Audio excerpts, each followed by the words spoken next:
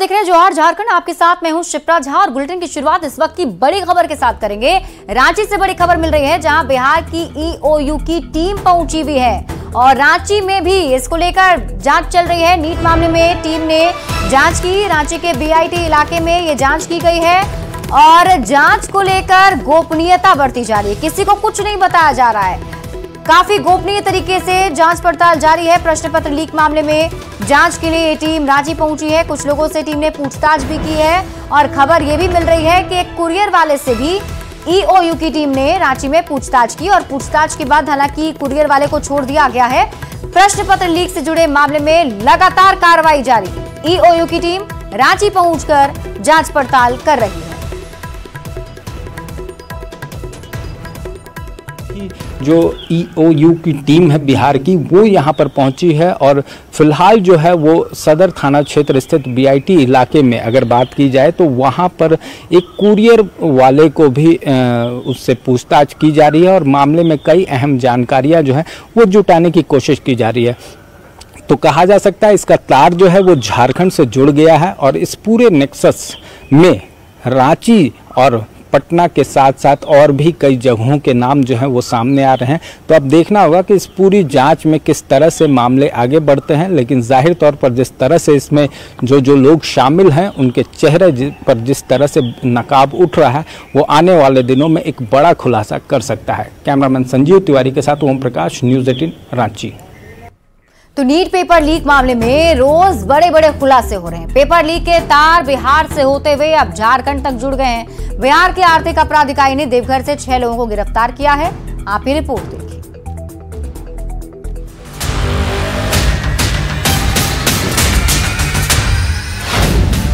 NEET paper leak के तार Jharkhand to Bihar. Paper leak की परत दर परत खुल रही साजिश। बिहार से झारखंड तक एक्शन ताबड़तोड़। नीट पेपर लीक की जांच जैसे जैसे आगे बढ़ रही है इसकी परतें खुलती जा रही हैं।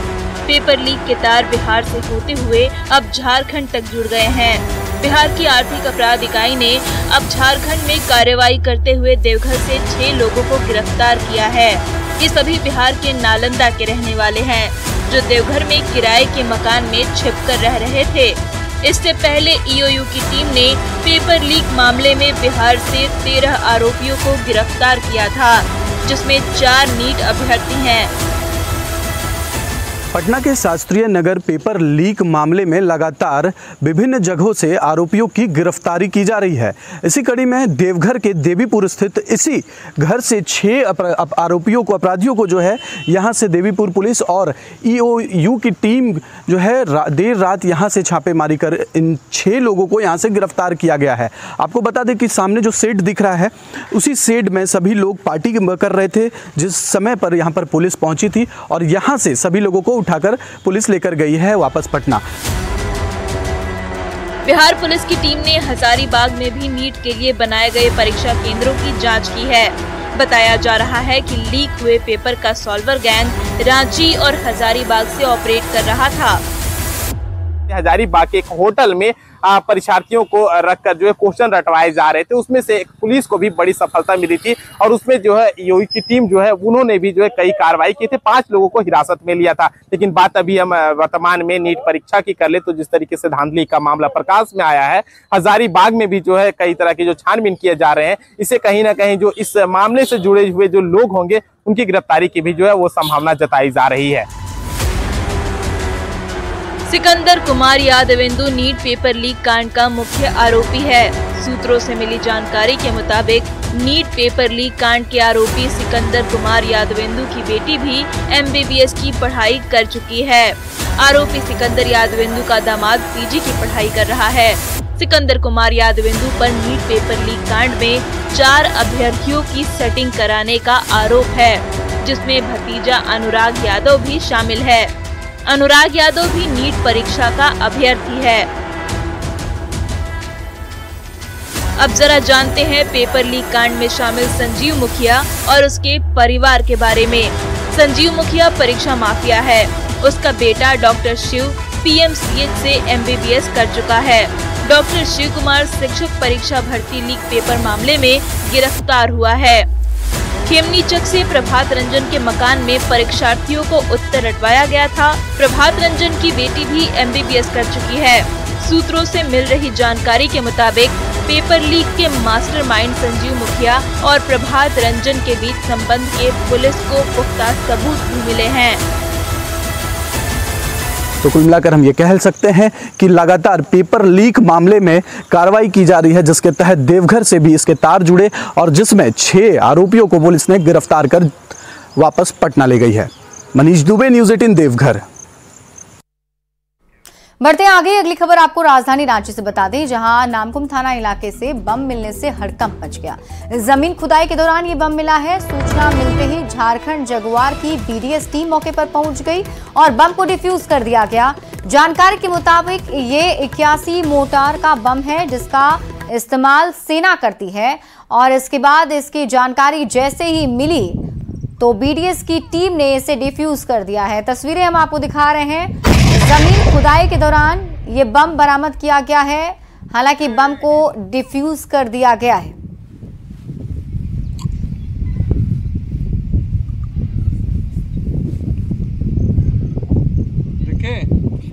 इलाके में एक जो मोटार बम है 81 मोटार बम वो बरामद हुआ है, जिसे फिलहाल जो BDS की टीम है उसके द्वारा उसे डिस्पोज किया गया है। सर, ये किस टाइप का बम था और क्या कुछ इसमें? ये अमूमन ये जो है हमारा मिलिट्री यूज वाला बम सेल था। 81 मोटर बोलते हैं इसको। 81 मोटर जो है ये जितना ही हमारा ऑडियंस से आया हुआ बम। हाँ, तो ये मिट्टी कहीं वहाँ घर बन रहा था तो वहाँ पर बाहर से मिट्टी लाके वो डंप किया था, उसी का अंदर मिला। तो थाना प्रभारी और वरीय पदाधिकारी तो हमें सूचना दी गई। हम आके बम को देखने के बाद उस सेल को सुरक्षित जगह ले जाकर हम लोग ने सुरक्षित तरीके से इसको निष्क्रिय कर दिया। सर, ये कितना खतरनाक बम होता है? और अगर ऐसे हम फटता तो 35 मीटर चारों तरफ किलिंग जोन इसका होता है। किलिंग जोन, हाँ, 35 मीटर चारों तरफ से मैंने 120 फीट क्या अंदर जितना भी आते सब इसका चपेट में आ जाते हैं। और बहुत ही अच्छे तरीके से उन लोगों ने हेल्प किया और बम को ब्लास्ट करवा दिया बिना किसी जान माल के नुकसान के। जांच तो इसकी होगी, जहां से मिट्टियां आ रही है, जिस हाइवा से आ रही है, उसका हम लोगों ने कॉन्टेक्ट नंबर लिया है। उससे हम लोग बात करेंगे कि आप मिट्टी कहाँ से लेकर के आ रहे हो, जहाँ से इसमें बम आया है। इससे अधिक और कुछ आपको जानकारी तत्काल नहीं दे। तो देख सकते हैं जो अभी फिलहाल जो बॉम्ब को उसको डिस्पोज कर दिया गया है। वहीं दूसरी तरफ अगर बात की जाए तो प्रशासन की टीम भी पूरी तरह से मुस्तैद है ताकि इस पूरी घटनाक्रम का पता लग सके और इसके पीछे कौन से लोग शामिल है और ये मिट्टियां कहां से आ रही थी जिसमें ये बॉम्ब छुपा हुआ था। इन तमाम चीज़ों की जानकारी अब जो है पुलिस के द्वारा जुटाई जा रही है। कैमरामैन संजीव तिवारी के साथ ओम प्रकाश, न्यूज़ 18 रांची। और लोकसभा चुनाव खत्म होने के बाद अब विधानसभा चुनाव की तैयारियां तेज हो गई है। इस रेस में बीजेपी सबसे आगे है। झारखंड में आगामी विधानसभा चुनाव को लेकर बीजेपी ने अहम बैठक की। 23 जून को 2 चरणों में ये बैठक होगी, जिसमें सांसद, विधायक सहित प्रदेश के सभी पदाधिकारी को शामिल होना है। विधानसभा चुनाव प्रभारी शिवराज सिंह चौहान और सह प्रभारी हेमंत बिस्वा शर्मा भी बैठक में शामिल होंगे। गुरुवार को दिल्ली में केंद्रीय गृह मंत्री अमित शाह के नेतृत्व में बीजेपी की अहम बैठक हुई, जिसमें अमित शाह ने लक्ष्मीकांत वाजपेयी, शिवराज सिंह चौहान और हेमंत बिस्वा शर्मा को ब्लूप्रिंट तैयार कर विधानसभा चुनाव में जुट जाने का निर्देश दिया था।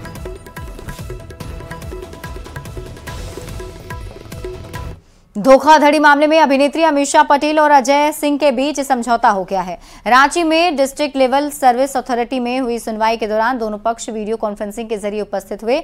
सुप्रीम कोर्ट में आयोजित राष्ट्रीय लोक अदालत में सुनवाई के दौरान दोनों के बीच समझौता हुआ।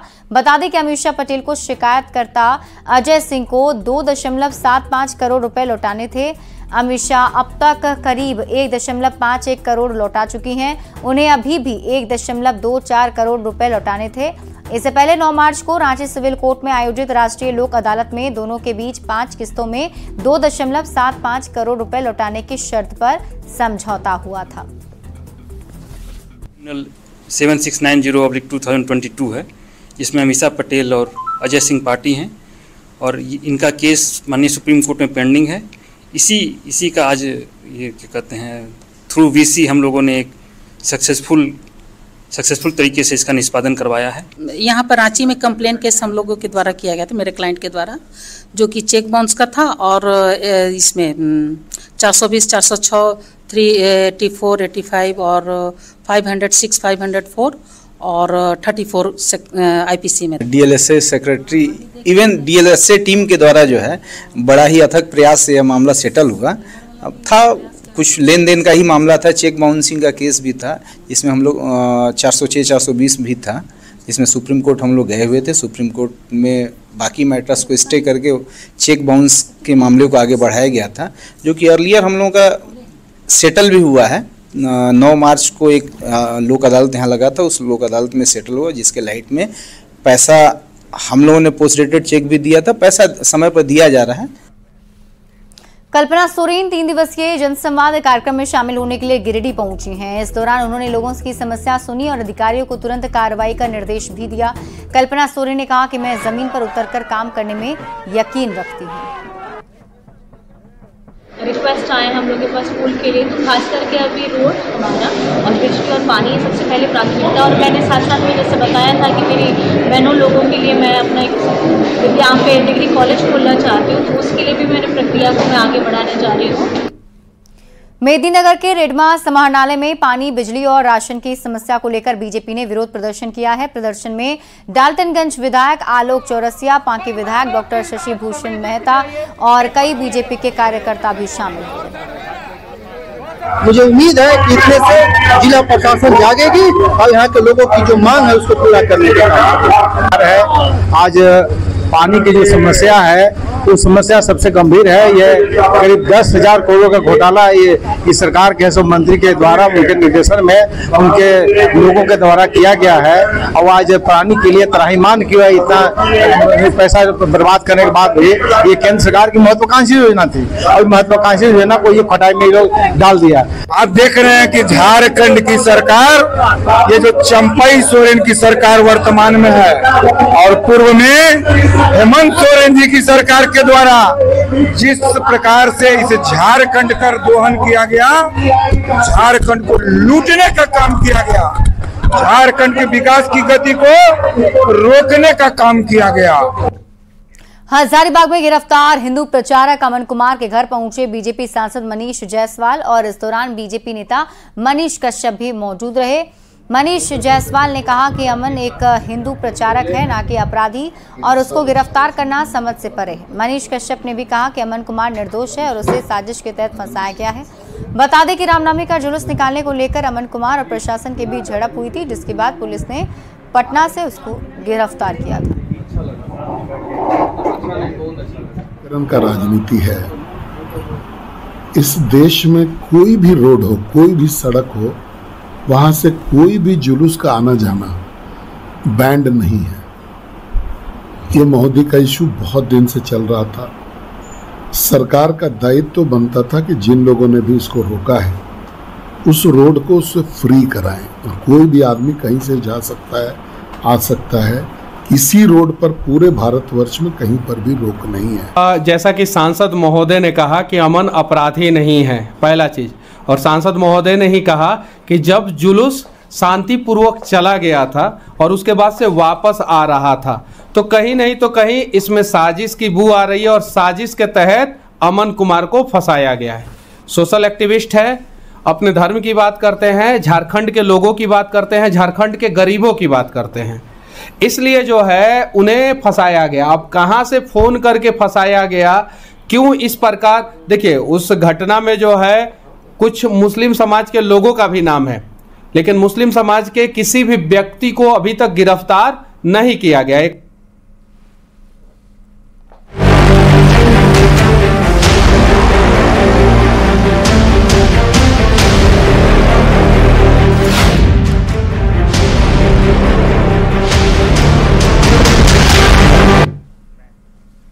और अब बात राजधानी रांची के कांके डैम की करते हैं। मॉनसून की दस्तक देने के साथ ही कांके डैम पर सवाल उठने लगे। ये सवाल गाद से भरे डैम से हो रही है दूषित जलापूर्ति को लेकर। ये रिपोर्ट देखिए।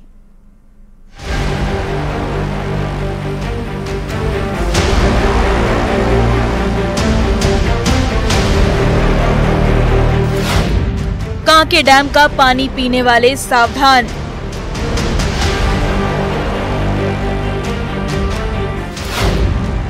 जहर बन रहा है कांके डैम का पानी।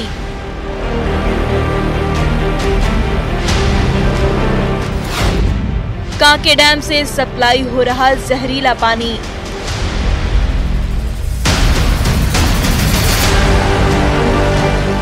अगर आप भी राजधानी रांची के कांके डैम का पानी पीते हैं तो सावधान हो जाइए, क्योंकि इस डैम में पानी नहीं बल्कि जहर है। कांके डैम में इतना गाद भर चुका है कि इसे साफ करने से भी कोई फायदा नहीं हो रहा है। कांके डैम से पानी जब फिल्टर प्लांट में आता है तो पानी कई चरणों में साफ होता है। सबसे पहला चरण जो आप देख रहे हैं वो पानी का फव्वारा जो आप देख रहे हैं, उस पानी के फव्वारे में पानी अपने पहले चरण में साफ हो रहा है और उसके बाद फिर पानी पहुंचता है साफ होकर दूसरे और तीसरे चरण में। ये दूसरा चरण है। आप देख सकते हैं कि सीधे पानी यहाँ साफ होने के बाद अपने दूसरे फेज में पहुँचता है और दूसरे फेज में साफ होने के पानी की धारा आप देख सकते हैं। ये तीसरा फेज है जहाँ पर आप देख सकते हैं कि पानी जो है, पानी का रंग कुछ हद तक साफ होता है, लेकिन गाद इस हद तक जमा है कि 28 फीट गहरे कांके डैम में 12 फीट तक गाद है।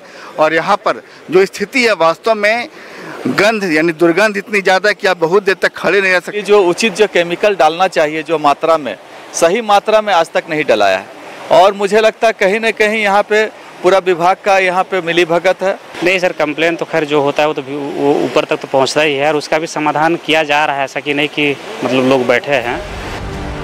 1955 में बनते और बढ़ते रांची के लिए कांके डैम का निर्माण किया गया था, लेकिन आज तक 28 फीट गहरे डैम से गाद की सफाई नहीं की गई। लिहाजा तल से 12 फीट ऊपर तक सिर्फ गाद और कीचड़ भरा है। हमको लगता है कि यहाँ भ्रष्टाचार का केंद्र बन गया है, ताकि यहाँ पानी जो है ना सफाई के नाम पे है काफ़ी घोटाला का समस्या है। इस बोतल में है फिल्टर से किया हुआ पानी, कितना पीलापन दिख रहा है। इसको पीने से मनुष्य को कितना रोग ग्रस्त कर सकता है। कांके डैम में गंदगी की सबसे बड़ी वजह है आसपास के इलाकों का गंदा पानी नाले के जरिए इसी डैम में जाना। इसकी रोकथाम के लिए आज तक कोई ठोस नीति नहीं बन पाई।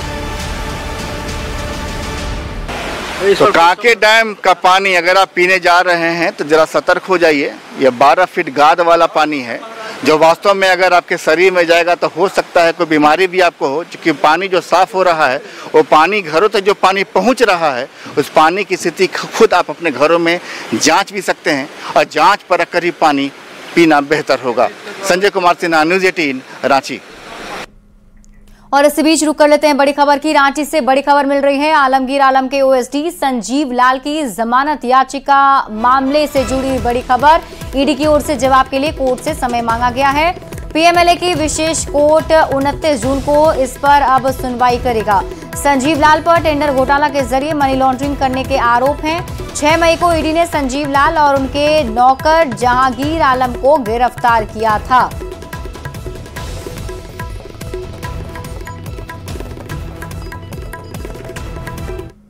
और अब आपको सरायकेला लेकर चलते हैं, जहां चौका थाना इलाके के NH 33 के पास बसे गांव में जल संकट गहरा गया है।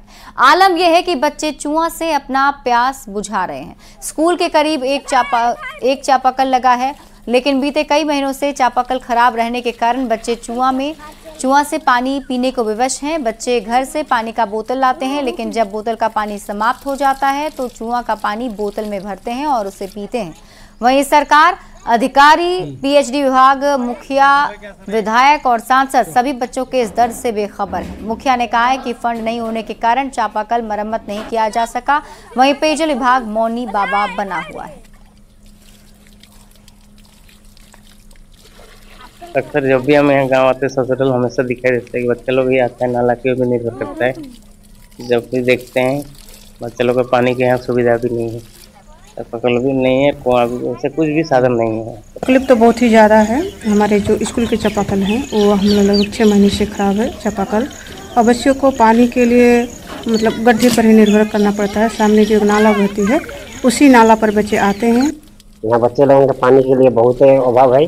आज बहुत दिन से नल खराब हुआ है और सरकार इसके बारे में कुछ ध्यान भी नहीं देता है। बच्चे लोग सब जो हम लोग को जो कुआं वाला गाड़ी है उसी से पानी उठा के बच्चों का भी भरण पोषण होता है और हम लोग पूरा गांव का भी हमने जितना आदमी है हम लोग सब वहीं से पानी लाते हैं।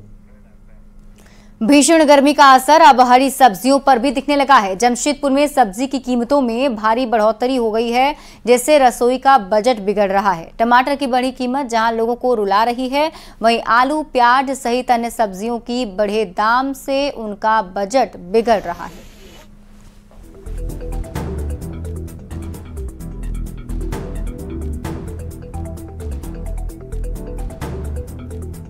बाहर से माल आ रहा है, स्वाभाविक है कि उसमें भाड़ा भी लग रहा है, तो दाम तो बढ़ेगा ही बढ़ेगा। क्यों नहीं आ रहा है? लोकल में पैदा कम हो रहा है। हाँ, क्या समय पे बारिश नहीं हो रहा है, धूप ज्यादा हो जा रहा है, गर्मी ज्यादा पड़ रहा है, इसके वजह से उपज कम हो रहा है। वर्षा नहीं हो रहा है और क्या, और मतलब कि मौसम जो है ना ये हो गया है, मतलब कि जिस खेती में धान लगता है ना वो खेती में सब्जी है, और उखाड़ करके मतलब उसको अब सब्जी लगाएगा। अभी 1-2 महीना ऐसे चलेगा। नहीं होने की वजह से सब्जी महंगा हो गया, उछाल हो गया है। बारिश होगा तो फिर सामान हो जाएगा। हमारी लिमिटेड सैलरी है, तो अचानक बढ़ जाने पर थोड़ा होता है कि उसी में बजट में थोड़ा बढ़ाना पड़ता है, तो बाकी जगह कटौती करना पड़ जाता है, तो थोड़ी सी हो जाती है परेशानी। हरी सब्जी तो वही आजकल जैसे पहले ज़्यादा लेते थे, अभी कम हो गया है कि अब धनिया जैसे पहले आधा किलो लेते थे, अब हो गया कि 100 ग्राम 10 ग्राम। और फिलहाल इस बुलेटिन में अभी के लिए बस इतना ही। आप देखते रहिए न्यूज़ 18 बिहार झारखंड।